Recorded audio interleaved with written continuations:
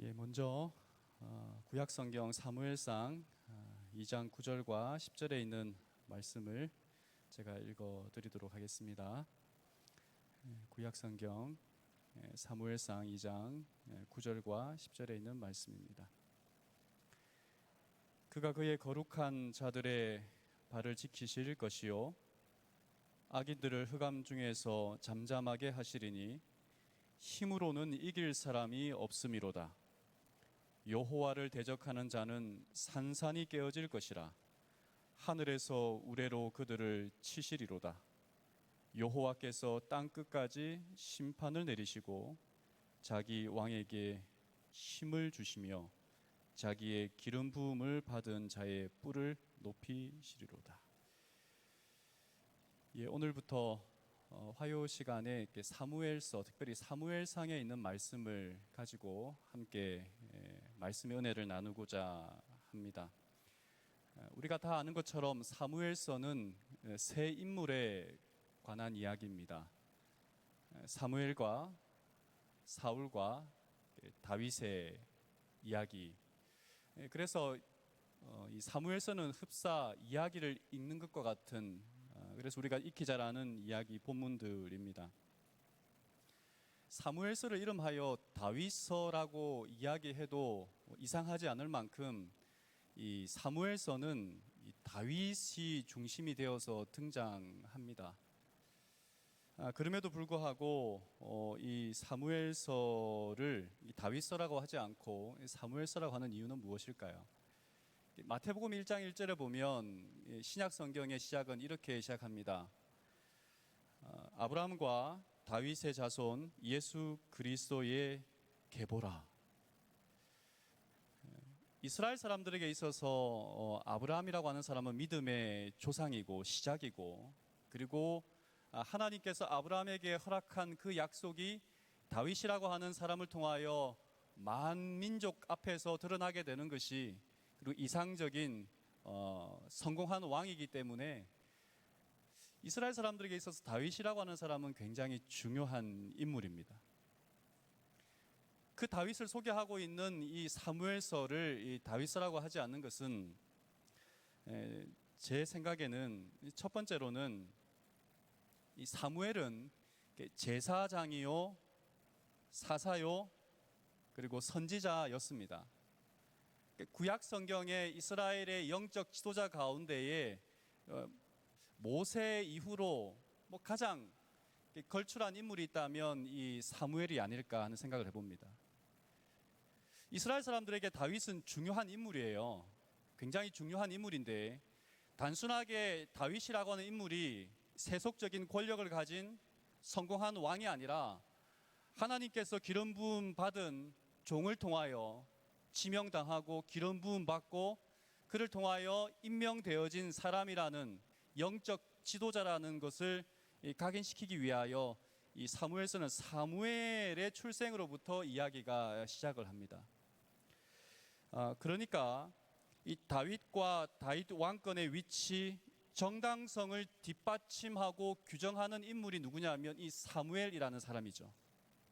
사무엘 그러면 영적인 사람이었고, 사무엘 그러면 하나님의 사람이었어요. 그 하나님의 사람이 지명하고 기름 부음 받고 그를 통하여 인도되어진 한 사람, 이 다윗이라고 하는 사람은, 그래서 이 히브리 성경은 다윗서라고 하지 않고 사무엘서라고 명명했습니다. 사무엘상, 사무엘하 두 권으로 나누어져 있는 사무엘서는 원래는 한 권이에요. 히브리 사람들은 이 한 권으로 취급을 하는데, 그런데 이게 후대에서 이게 성경이 어떻게 보면 두 권으로 이렇게 나뉘어서 구분되어졌습니다. 그래서 한 권으로 생각한다면 사무엘서, 특별히 사무엘상 1장과 2장을 서론으로, 그리고 사무엘하 24장을 결론으로 보는 의견들도 있습니다. 우리가 사무엘상 1장 26절과 27절 그리고 이 말씀과 사무엘하 24장 25절에 있는 말씀을 한번 비교해 본다면, 이 사무엘상 1장 26절에는 이 한나의 기도가 우리가 나타나지 않습니까? 그러면서 여호와께 기도하던 여자라. 이 아이를 위하여 내가 기도하였더니 마지막 절에 27절에 여호와께서 내게 허락하신지라 라고 되어 있고, 그리고 사무엘하 마지막 장인 그 사무엘하 마지막 장에 보면 이렇게 또 등장합니다. 다윗의 기도입니다. 그 땅을 여호와께서 그 땅을 위한 기도를 들으심에 이스라엘에게 내리는 재앙이 그쳤더라. 한나의 기도로 시작하여서 다윗의 기도로 끝을 맺습니다. 한나의 기도로 이스라엘 백성들의 문제를 열고 다윗의 기도로 이스라엘 백성들을 해결해 주시고 하나님께서 그들을 보호하시는 하나님의 역사하심을 다윗을 통하여 증명하는 것이죠. 오늘 우리가 그 말씀을 좀 함께 살펴볼 텐데요. 사무엘상 1장 1절에 있는 말씀입니다. 에브라임 산지 라마다임 소빔에 에브라임 사람 엘가나라 하는 사람이 있었으니 그는 여로함의 아들이요 엘리후의 손자요 도후의 증손이요 숲의 현손이더라. 그에게 두 아내가 있었으니 한 사람의 이름은 한나요 한 사람의 이름은 브닌나라. 브닌나에게는 자식이 있고 한나에게는 자식이 없었더라. 에브라임이라는 지역에 살고 있는 엘가나라고 하는 레위 사람이 있었습니다. 근데 이 엘가나를 소개하기 위하여 4대에 걸친 족보의 이야기를 하고 있어요. 그냥 엘가나가 있었다라고 하면 될 텐데 4대에 걸친 족보의 이야기를 하고 있다는 것은 뭐냐면 아버지와 할아버지와 증조부, 고조부의 이야기를 한다는 것은 이 엘가나의 집안이 대단하다는 것입니다. 가문 있는, 명망 있는 집안의 사람이라는 거예요. 그리고 이 엘가나를 소개하면서 그에게는 한나라고 하는 부인과 브닌나라고 하는 이 부인 두 명이 있다는 것을 이야기해주고 있습니다. 엘가나는 분명히 믿음의 사람입니다. 우리가 사무엘상 1장과 2장을 보면 엘가나라고 하는 이 남자는 굉장히 믿음이 좋은 사람이에요. 그런데 그가 실수한 것이 있었어요. 그 뭐냐면 부인을 두 명 둔 겁니다. 한나가 첫째 부인인 것 같아요. 그런데 한나가 아이를 못 낳으니까 명망이 있는, 그러니까 가문을 이어줄 아들을 낳지 못하는 부인을 대신하여 또 다른 부인, 이 브닌나를 드린 것입니다. 여기에 대하여 부조와 선지자 569쪽은 이렇게 말합니다. 남편은 엘가나는 그의 가계를 영속시키려는 소망으로 다른 많은 사람들이 그렇게 했듯이 제2의 결혼 계약을 맺었다. 그러나 하나님께 대한 신앙심의 부족으로 이루어진 이 처사는 행복을 가져오지 못했다. 사무엘상 1장의 이야기는 한 가문의 이야기이기도 하지만 이것은 그 당시 이스라엘 민족의 이야기이기도 합니다. 한 가문의 이야기를 통하여 그 당시 이스라엘 민족의 상태를 설명하고 있기도 한 거예요. 그 가문이 좋아요. 그런데 거기에 그 가문을 이어줄 아이가 없다는 것입니다.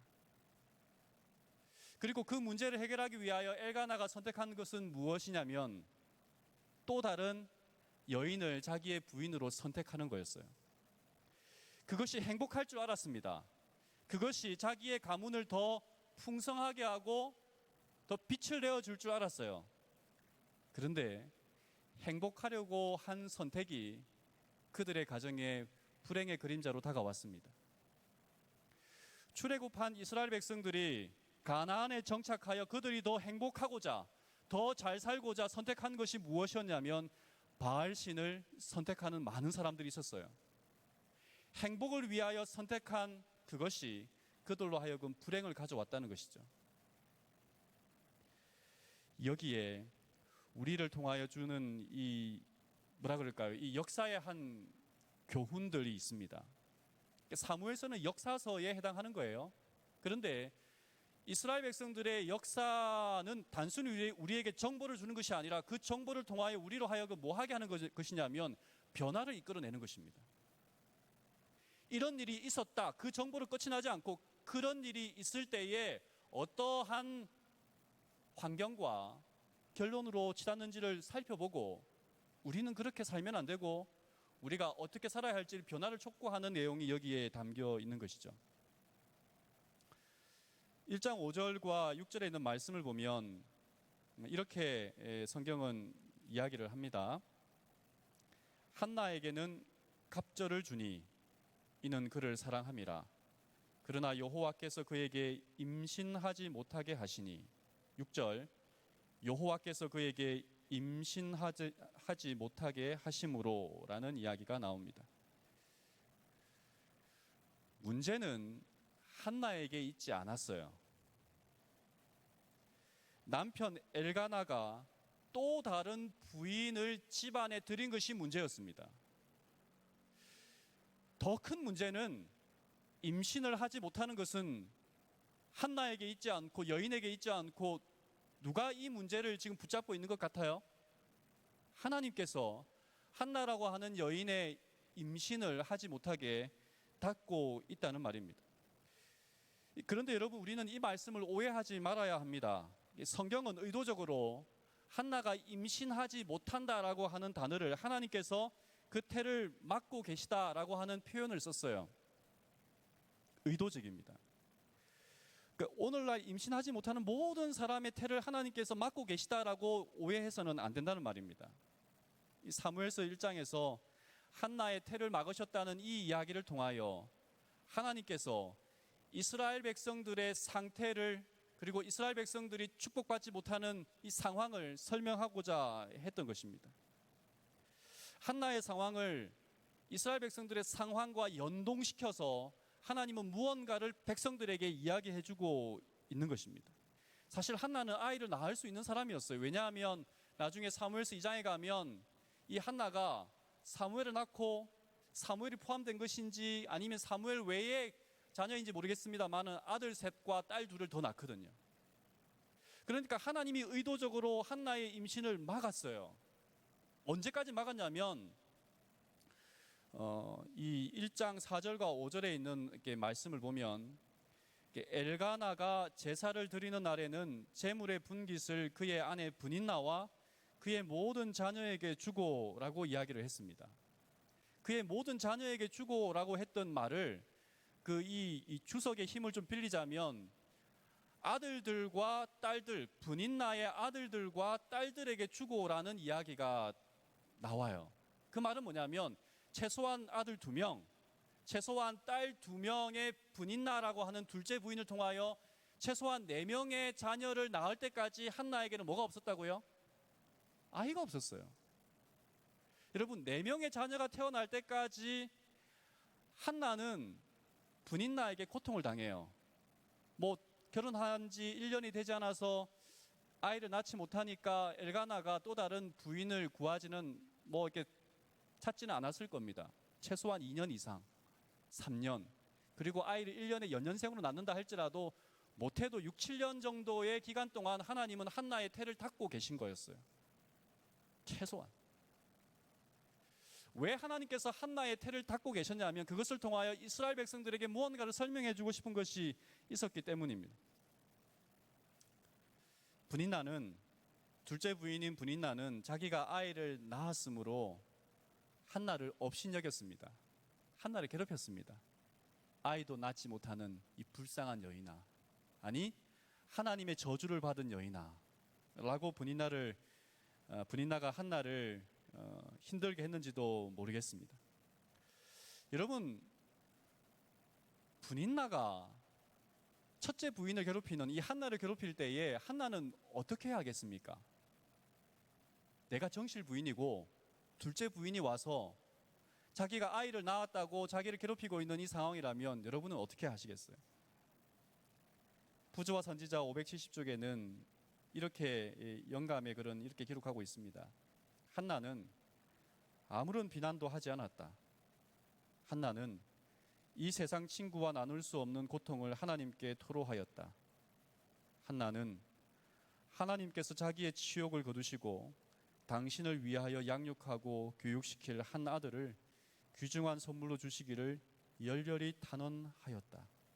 그리고 한나는 만일 자기의 요구가 허락된다면 자기의 아이를 낳을 때부터 하나님께 바칠 것을 엄숙히 서약하였다. 자기를 최소한 6년 7년 동안 자기를 괴롭힌 그 여인을 향하여 한나가 불평하거나 복수하거나 어떤 계략을 꾸미거나 남편에게 일러 바치는 것이 아니라 한나는 뭐 하기로 결심했어요? 하나님께 토로하기로 결심했어요. 그 문제를 해결하기 위해서는 사실은 누구 먼저 잡아야 하냐면 분이나를 잡아야 했습니다. 근데 분이나를 잡지 않고 하나님 앞에 토로하는 한나의 모습을 보게 됩니다. 사무엘상 1장 10절과 11절에는 한나의 기도하는 모습이 나옵니다. 10절은 한나가 마음이 괴로워서 여호와께 기도하고 통곡하며 서원하여 이르되, 괴로워서 어떻게 기도해요? 통곡하며 기도한다라고 이야기하고 있습니다. 한나의 기도가 응답되었나요? 우리가 잘 아는 것처럼 한나가 아이를 낳습니다. 아들을 낳았어요. 여러분, 아들을 낳았어요. 그런데 그 한나가 어떤 서원을 하며 기도했냐면 하나님께 드리겠다라고 서원하며 기도했어요. 근데 아이를 낳았어요. 그러면 여러분이 한나라면 어떻게 해야 될 것 같아요? 하나님, 그때는 제가 좀 생각이 짧았습니다. 하나님, 지금은 그때와 사정이 좀 다르잖아요. 제가 좀 하나님께 약속한 것을 좀 바꾸겠습니다. 수정하겠습니다 라고 이야기할 법도 한데, 젖될 때까지 보통 그 히브리 사람들이 젖 먹이는 것이 한 3년 정도라고 이야기를 합니다. 3년 정도 아이를 이렇게 키우면서, 여러분 뭐 아이를 낳자마자 가져가도 엄마는 굉장히 서운하다 못해 그것은 뭐 하지 못할 짓이죠. 근데 3년간 아이를 끼고 젖을 먹이며 키울 때 그 아이가 제잘거리는 모습을 보며 그 아이가 말을 하고 걸음을 떼고 그리고 엄마라고 이야기를 하고 자기에게 안기면서 얼굴을 부비는 그 모습을 바라보는 엄마가 3년간 아이를 키우고 난 다음에 아이를 자기 품에서 떠나보낼 수 있습니까? 없습니까? 가면 갈수록 사실은 이것이 불가능한 일이었습니다. 그런데 한나는 자기가 서원한 대로 하나님께 아이를 드렸어요. 자기가 키우지 않고 3년 정도 지난 다음에 성소에다가 보냈어요. 어떻게 그렇게 할 수 있죠? 한나가 사랑이 없어서 그랬을까요? 아니면 그는 독한 여자여서 그랬을까요? 부조와 선지자에는 이렇게 표현합니다. 570쪽에 있는 글인데요. 사무엘은 그의 외아들인 동시에 하늘의 특별한 선물이었다. 그러나 한나는 사무엘을 하나님께 성별된 보물로 받았으므로 그를 소유주이신 주신 분께 돌려드리기를 주저하지 않았다. 하나님께서 주신 것이므로 하나님께 돌려드리는 것은 뭐하다고요? 마땅하다고요. 여러분, 귀하면 귀할수록 그것이 하나님께서 주신 것이라는 우리의 고백이 있으면 있을수록 우리는 하나님께 드려야 하는데 때때로 우리가 하나님께 드리기를 주저하는 경우들이 있습니다. 그렇지 않습니까?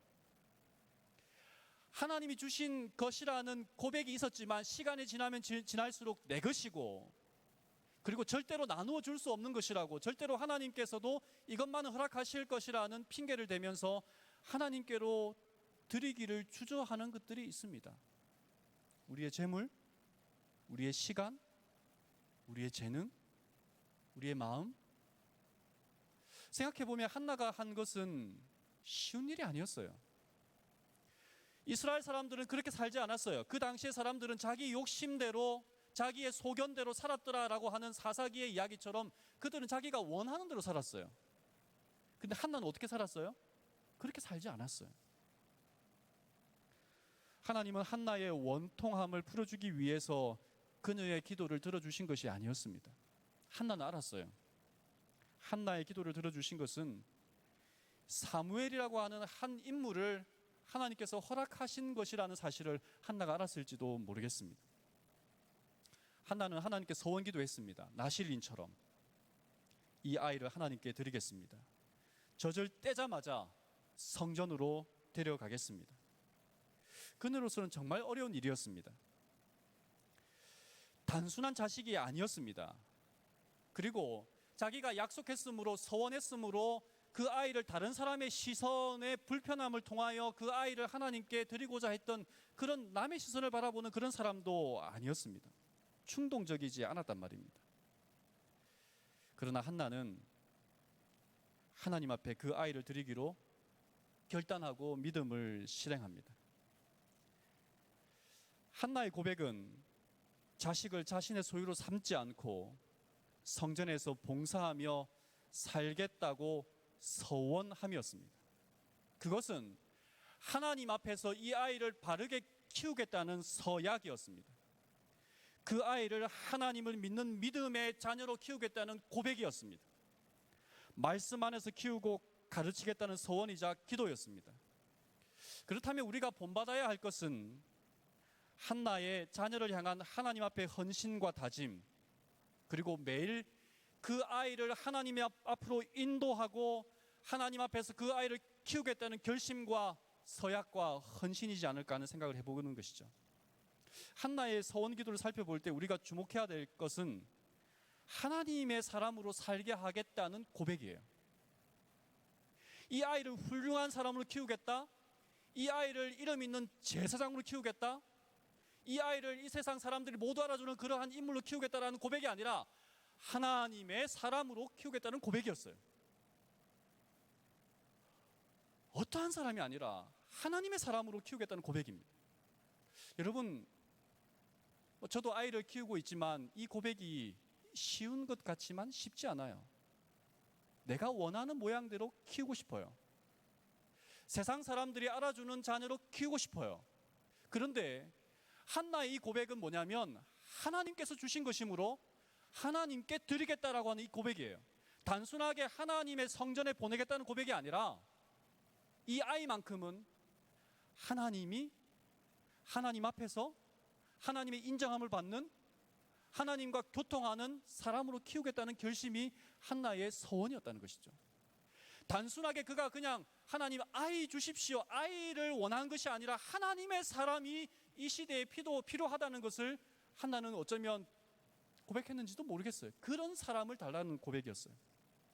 무엇을 하든지 간에 하나님의 사람으로 살게 하는 일에 자기의 전부를 걸겠다고 하는 고백이 이 한나의 서약에 있었던 것입니다. 다시 한나의 서원 기도로 한번 가보겠습니다. 한나가 아이가 없어서 하나님 앞에 나와서 기도할 때에 뭔가 이렇게 말을 하지 않고 계속 입은 중얼거리는 모습이었어요. 그랬을 때에 15절에 이렇게 말합니다. 14절에 제사장 엘리가 그에게 이르되 내가 언제까지 취하여 있겠느냐, 포도주를 끊으라. 하나님 앞에 기도하는 이 사람, 말을 하지 않고 계속 기도하니까 이 제사장이 볼 때는 술 취한 여자가 뭔가 앞에서 이렇게 있는 모습인 거예요.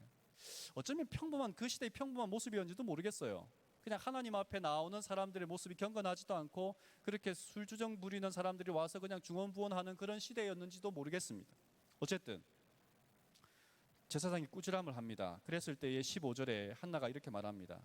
한나가 대답하여 이르되 내 주여 그렇지 아니하니이다. 나는 마음이 슬픈 여자라.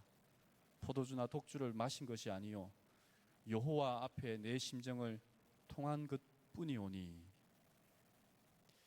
여기에 마음이 슬픈 여자라라고 하는 이 표현이 15절 마지막에 나오는데, 이 말씀은 이 시편 62편 8절에 있는 말씀과 이렇게 같은 표현인데요.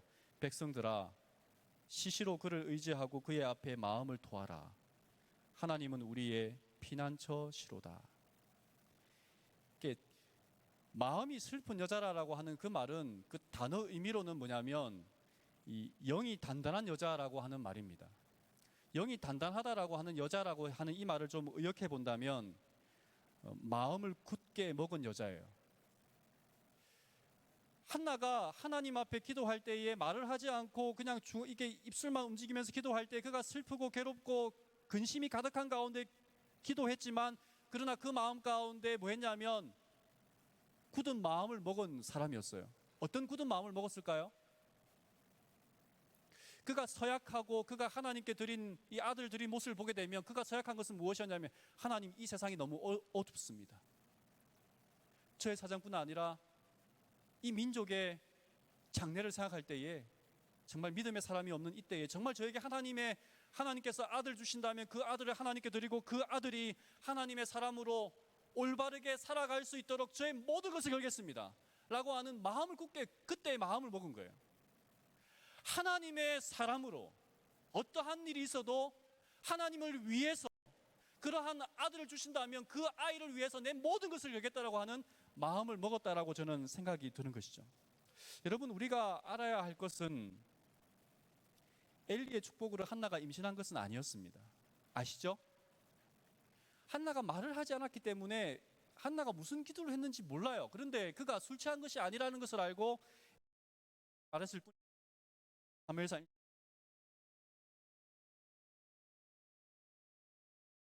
이스라엘의 하나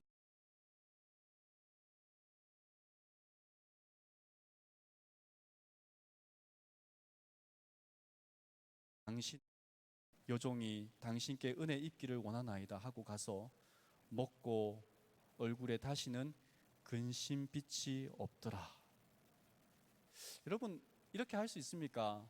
우리가 하나님께 기도했어요. 기도했으니까 이제 하나님께서 이루어 주시든지 이루어 주지 않든지 그것은 하나님의 몫이다라고 맡기고 더 이상 근심하지 않는 믿음의 성도들이 여기에 계십니까? 쉽지가 않더라고요. 그런데 한나라고 하는 이 여인의 믿음이 어떠한지를 오늘 여기에서 우리는 보게 됩니다. 그리고 엘리라고 하는 사람이 그렇게 훌륭한 제사장은 아닐지 모르지만 그가 다른 사람, 연약한 사람, 그리고 기도하는 사람, 문제가 있는 사람이 그 문제를 하나님께서 들어주실 것이다 라고 하는, 그러니까 어떤 사람이 문제를 가져왔을 때에 그 문제를 해결해 주기 위하여 애쓰는 사람은 아니라 할지라도, 그러나 그 문제를 하나님께서 들어주시고 하나님께서 너의 모든 삶의 고백을 인도해 주실 것이라고 하는 믿음의 시선을, 문제가 있을 때에 그 시선을 하나님께 돌리게 하는 것은 엘리의 훌륭한 점이었어요. 여러분, 우리는 때로는 어떤 사람의 문제를 해결해 주려고 노력할 필요가 없습니다. 왜냐하면 사람의 문제는 사람이 해결해 줄 수 없는 것이 대부분이에요. 무엇 해야 되냐면 그 문제가 있는 사람의 시선을, 땅을 바라보는 사람을 무엇하게 해줘야 되는 거예요? 하늘을 바라볼 수 있도록, 시선을 하나님께로 돌릴 수 있도록 해주는 것이 얼마나 중요한지를 우리가 보게 됩니다. 1장 20절에는 한나가 임신하고 때가 이름에 아들을 낳아 사무엘이라 이름하였으니 이는 내가 여호와께 그를 구하였다 함이더라. 사무엘이라는 이름 뜻은 그의 이름은 하나님이시다라고 하는 뜻이기도 하지만, 여기에 보시면 이 구하였다 함이더라라고 하는 이 부분은 그 히브리 성경에서 이 언어 유인데 이 샤알이라고 하는 이름으로, 사무엘과 이 샤알이라고 하는 이름으로 함께 본 것을 보게 됩니다. 구함을 받은 자. 오늘 말씀을 좀 줄이고자 합니다. 한나의 태를 하나님께서 닫았다라고 2번이나 사무엘서에는 이야기하고 있어요. 하나님께서 닫으셨다. 그런 한나가 분인나에게 비난과 조롱을 당하는 고통은 한나의 잘못이 아니었습니다. 그녀의 고난과 그녀의 시련은 죄에 대한 형벌도 아니었습니다. 그의 고난은 그녀의 불완전한 품성을 연단시키기 위함도 아니었습니다. 그녀의 고난은 오히려 의인에게 주어지는 고난이었습니다. 성숙한 신앙인으로 사명을 감당할 준비가 된 하나님의 일꾼에게 주어진 고난이었습니다. 한나의 고난은 사무엘을 낳기 위한 산고였다라고 하는 것이 맞을지 모르겠습니다. 이런 고통 중에 나의 문제도 아니고 누군가의 문제도 아닌 어떤 우리가 해결할 수 없는 문제 앞에 있을 때에 한나가 선택한 것은 무엇이었냐면, 문제를 원망하거나 어떤 사람을 향하여 비난하거나 혹은 왜 이렇게 나의 삶은 비참하냐라고 그의 삶을 원통해 하기보다는 하나님께 나아가는 것을 그녀는 선택했습니다. 그녀는 고통스러웠고 억울했고 그래서 눈물마저 주체할 수 없을 만큼, 음식을 먹을 수 없을 만큼 눈물을 흘렸습니다. 그러나 따지거나 싸움을 걸지 않고 악으로 악을 갚지 않았어요. 보다 못한 남편 엘가나가 한나를 위로합니다. 그리고 분인나 두 부인 사이를 중재하려고 나섭니다. 근데 사람의 중재는 분명히 한계가 있습니다. 엘가나는 문제를 발생시킨 당사자예요. 두 부인을 이렇게 구하지 않았다면 이런 문제가 생기지도 않았을 겁니다. 근데 문제를 일으킨 당사자이지만 그 사람은 그 문제를 해결할 수 없어요. 그게 사람이 가지고 있는 한계입니다. 문제는 분명히 나와 너 사이에 일어난 문제지만 나와 너 사이에 해결될 수 없는 문제들이 너무나 많이 있다는 것이죠. 그럴 때에 한나는 남편에게 고마워하면서 내가 10아들보다 낫지 않나라고 하는 남편, 내가 분인나보다 너를 사랑하지 않나라고 하는 남편의 사랑 고백에 그저 그래 나 당신 보며 살아가겠다라고 그냥 그렇게 주저앉을 수도 있었습니다. 그런데 한나는 알았어요. 이것이 남편이 줄 수 있는 문제 해결점이 아니라는 것을 한나는 알았어요. 그래서 한나는 남편에게서 머물지 않고 누구에게로 시선을 돌렸어요? 하나님께로 시선을 돌린 거예요. 절대로 이것은 돈으로, 사랑으로, 명예로, 권력으로, 건강으로 해결될 수 있는 문제가 아니라는 것을 한나는 알았던 거예요. 그래서 한나는 분인나의 질투와 그로 인한 고통만 아니었다면 어쩌면 10아들보다도 더 자기를 사랑하는 남편과 함께 행복하게 살았을지도 모릅니다. 분인나가 기도하고 하나님께 서약하고 굳은 마음을 먹고 이 세상을 위하여 하나님을 위하여 살아갈 수 있는 인물을 제가 키우도록 해달라고 서원했던 그 기도는 누구 때문이에요? 분인나 때문이에요. 문제가 없었다면 이 여인이 이렇게 기도할 필요도 없었고, 문제가 없었다면 이 여인이 하나님 앞에 그렇게 매달릴 필요도 없었어요. 그가 믿음의 사람이 될 필요도 없었고, 그렇게 마음을 굳게 먹고 하나님을 위하여 고백하는 그런 여인이 될 필요도 없었던 것이죠. 어쩌면 한나는 라헬이 아이를 낳은 또 다른 그의 남편의 그의 언니 레아를 괴롭혔던 것처럼 사라가 아이가 없어서 또 다른 하갈이라고 하는 첩을 들였는데 그 첩이 아이를 낳았을 때에 자기를 향하여 싫은 소리를 하고 어떤 그 비난을 할 때 그 하갈을 그렇게 괴롭혔던 것처럼 한나도 그렇게 그 분인나를 괴롭히며 박살내며 살아갈 수 있었습니다. 근데 한나는 그런 선택을 하지 않았다는 거죠. 하나님께 올라갔습니다. 그 결과 한나는 구약 성경 중에 성전에 올라가 기도한 유일한 여인, 여호와께 서원하고 또 그 서원을 실천한 여인, 그 여인으로 남게 되었습니다. 오늘 주제 성구 사무엘상 2장 9절과 10절, 힘으로는 이길 사람이 없음이로다. 여호와를 대적하는 자는 산산이 깨어질 것이요.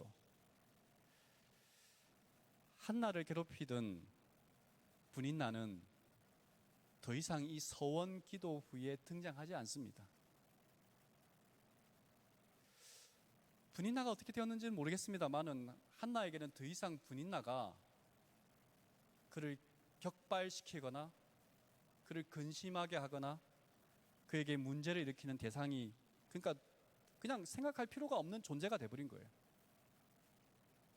한나가 분인나를 어떻게 제거했어요?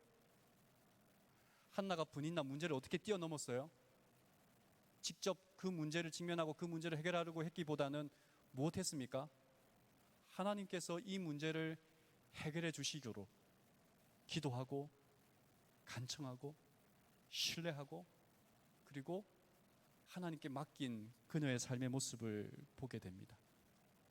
문제는 우리 앞에 나를 괴롭히는 문제가 있다는 것이 아니에요.